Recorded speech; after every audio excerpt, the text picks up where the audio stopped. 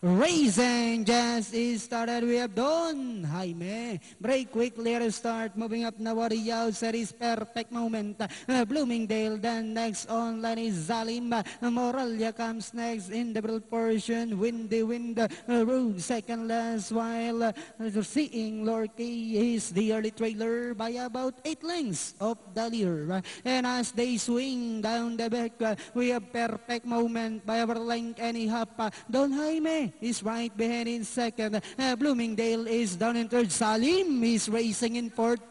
Windy Wind comes next. Then comes Moralia. Rogue while seeing Lorky is still running at the tail of the field. Inside the tres octavo, we have perfect moment by our length and a half. Don Jaime still in second. Salim now moving up to take third. Bloomingdale alongside fourth. Then comes Windy Wind. Rug comes next. Moralia while seeing Lorky is still running at the tail of the field. Then as they swing for home, we have perfect moment by about 3 lengths. And in second now is Salim. Don Jaime is on the outside with about 100 meters of the race. We have perfect moment by about 4 lengths over Salim. And finally the program opener. Perfect moment. Salim, Don Jaime, Windy Wind and Rogue for your Pentapecta.